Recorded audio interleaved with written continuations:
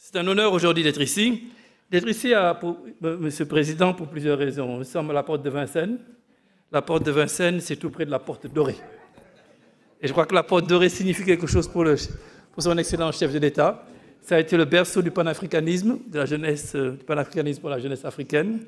Panafricanisme qui vous a, non seulement que vous avez incarné en tant que leader du mouvement étudiant africain, mais également que vous incarnez aujourd'hui dans la position de président en exercice de l'Union africaine. Je crois que ce panafricanisme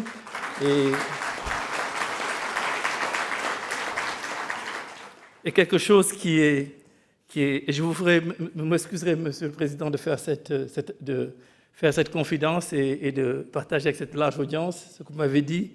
Vous m'avez dit que je ne suis pas seulement votre président en tant que président de la Guinée, mais je suis également président de la fédération et je suis le premier président qui était président de la Fédération des étudiants d'Afrique noire et président d'un État. Donc, Monsieur le Président, je crois que... Et je dirais en même temps, vous avez été... Monsieur le Président, je crois qu'il a également été, par la même occasion, le président de l'Union africaine. Donc, votre leadership sur le continent est connu et a traversé des décennies, et c'est pourquoi nous sommes là, nous avons toujours été là pour vous soutenir. L'objectif de notre plan, Monsieur le Président, est d'améliorer le bien-être de la population guinéenne, de réduire les inégalités, tout en accélérant la transformation structurelle et durable de l'économie guinéenne. Et nous comptons beaucoup sur nos collègues et amis de l'UNICA, de la Commission économique pour l'Afrique, pour vous aider vraiment à réfléchir autour de ce thème de la transformation structurelle de l'économie guinéenne. Nous savons qu'une coopération très forte s'est nouée entre la Commission économique pour l'Afrique, la BAD, la Banque mondiale autour de cet agenda de transformation structurelle de l'économie guinéenne. Il s'agira, à travers cette transformation structurelle de l'économie guinéenne, de mettre fin à l'extrême pauvreté et de pouvoir promouvoir une croissance inclusive. Je salue également le fait que le renforcement de la gouvernance et la gestion durable du capital naturel soient les piliers du PNDS. La protection de l'environnement est à la fois une source de croissance et d'emploi. Et pour nous, il ne s'agit pas simplement de parler de l'environnement pour protection des biens publics, et la France, je crois, a joué un rôle éminemment important dans le cadre de la COP 21 et dans le cadre de la COP 22 et 23. Il ne s'agit pas simplement de protéger un bien public mondial, mais également d'utiliser l'environnement comme une source d'emploi et de diversification de l'économie. Et c'est la vision que nous avons, et c'est la vision qui nous a permis justement de soutenir les efforts que la Guinée fait dans ce domaine. J'étais en Guinée récemment, comme à votre invitation, Monsieur le Président. Il est clair que la Guinée dispose de toutes les ressources nécessaires pour réaliser ses objectifs de développement. Il y a des ressources minérales sans pareil, des ressources hydrauliques qui font dire que la Guinée est le château de l'Afrique de l'Ouest, un potentiel agricole phénoménal, une main-d'œuvre jeune et désireuse de bâtir un avenir meilleur.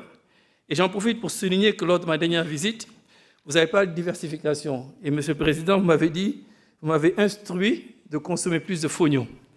Et depuis, j'ai remplacé chez moi le quinoa par le fognon. Et j'espère que d'autres ménages le feront, parce que je crois que ça constitue justement à aider à diversifier les économies de nos pays, en essayant de consommer les produits qui sont produits dans nos pays, et justement de faire ce que mon frère et jumeau dit, vraiment nourrir l'Afrique à travers le secteur agricole. Nous nous engageons, justement, et ce n'est pas une boutade, à travailler avec le gouvernement guinéen sur la filière fognon. Il n'y a aucune raison que... Il n'y a aucune raison que le quinoa, qui n'était pas un produit connu il y a une dizaine d'années, soit dans tous les supermarchés en Europe, aux États-Unis. Il n'y a aucune raison que le fognon, qui a des qualités diététiques connues, ne puisse pas, dans un avenir proche, également être un produit de consommation de masse et permettre à nos producteurs en Afrique de pouvoir améliorer leurs revenus et de pouvoir contribuer à la révolution verte de notre continent. Comme vous le savez, l'économie guinéenne a subi deux chocs importants, l'épidémie d'Ebola et la baisse des cours des matières premières. Je souhaiterais vraiment féliciter l'équipe économique pour le travail excellent que vous avez fait pour faire face à ces chocs. Il n'était pas du tout évident de pouvoir rebondir comme la Guinée a rebondi. La résilience du peuple guinéen a été impressionnante. Il est clair qu'avec des chocs de cette nature, il aurait été très difficile pour beaucoup de pays de rebondir et avoir des taux de croissance qui atteignent en 2016 6,6%, avoir des taux de croissance qui sont maîtrisés, avoir des taux d'inflation qui sont maîtrisés, et reprendre la production de bauxite et d'or et de relancer le secteur agricole. Donc je souhaiterais vraiment remercier ici le peuple guinéen pour sa résilience et remercier l'équipe économique que vous aviez mis en place pour leur capacité justement d'articuler une réponse qui a été à la hauteur des défis auxquels font face les populations guinéennes. Un des éléments de la résilience de la Guinée dans le contexte actuel, c'est la question justement du système de santé.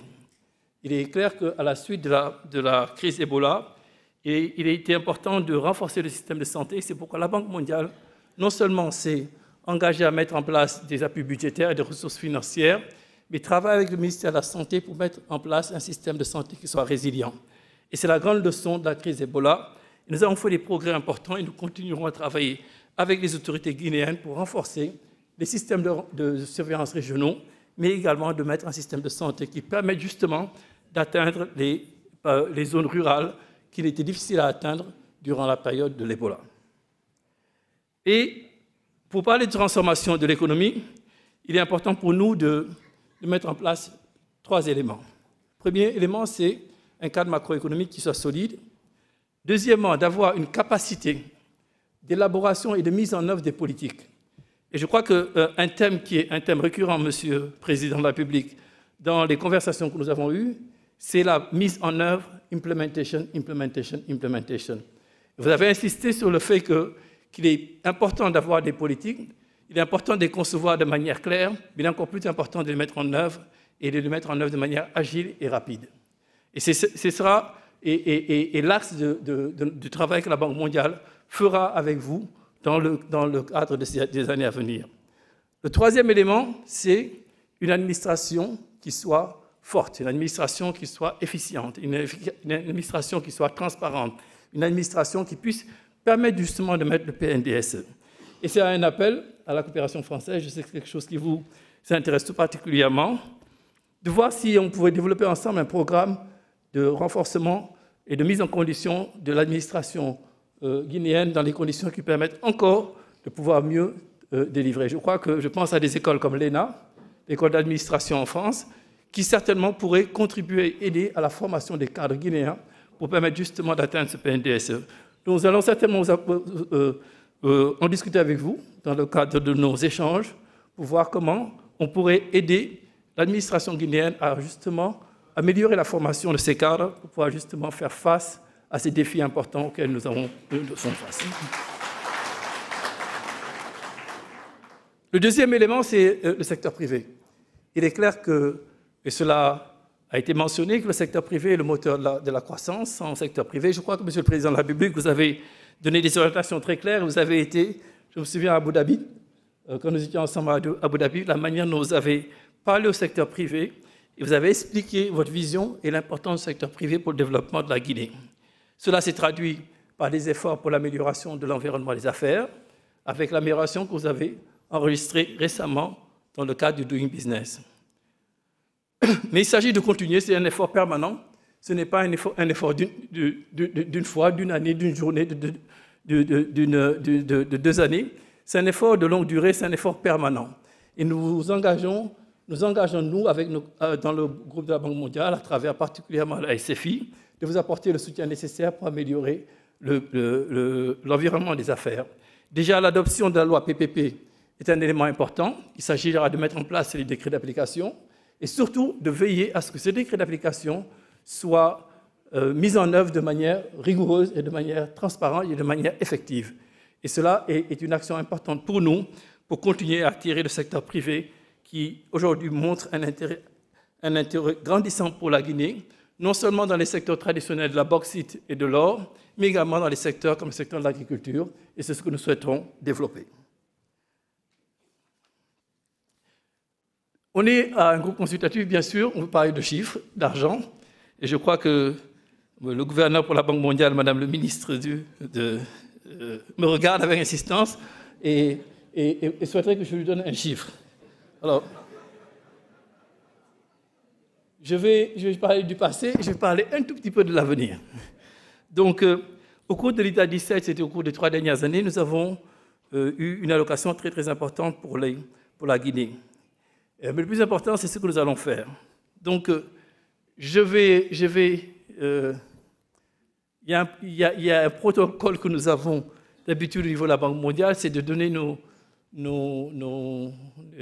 d'annoncer les ressources financières que nous mettrons à disposition d'un pays à la fin. Mais nous allons, sous l'assistance du ministre, essayer de donner une indication de ce que nous allons apporter.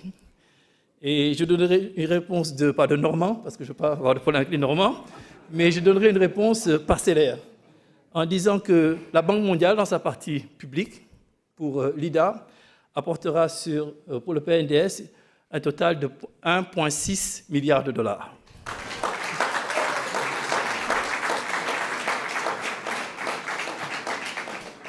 Et comme je ne veux pas dévoiler l'ensemble de l'enveloppe, la seconde partie de l'enveloppe qui sera attribuée par le groupe de la Banque mondiale à travers la SFI, le secteur privé, sera annoncée demain. Alors que vous aurez donc, en sus de ce point 6 milliards, il y aura le secteur privé de la Banque mondiale qui également contribuera au financement du PNDS. Cela semble être une somme importante. Ce sont des ressources effectivement importantes parce que elles sont bien au-dessus de ce que nous faisions par le passé. Mais je crois qu'au-delà des ressources financières, ce dont nous parlons, c'est de faire de la Guinée le grenier de la sous-région. Et avec mon jumeau, le président des Sénats, nous parlons tout le temps comment assurer que la Guinée non seulement puisse nourrir les Guinéens, mais puisse nourrir toute la sous-région, parce que le potentiel est là. Nous souhaiterons également que soit petit, quel État, l'ensemble de ces projets qui ont été développés avec les bilatéraux et avec les multilatéraux, puissent permettre de diversifier les sources d'exportation de la Guinée. Parce qu'il ne faut pas l'oublier, l'électricité est une exportation qui aide à renforcer la stabilité de la balance des paiements. Donc nous continuerons à aider la Guinée dans ce domaine et nous le ferons également en essayant de travailler avec EDG qui a entamé un certain nombre de réformes à poursuivre afin que nous puissions augmenter l'accès à l'électricité pour les populations guinéennes et de faire que, comme dit mon jumeau, Lightning Africa. Donc je vous remercie et je vous souhaite plein succès à vos travaux. Merci beaucoup.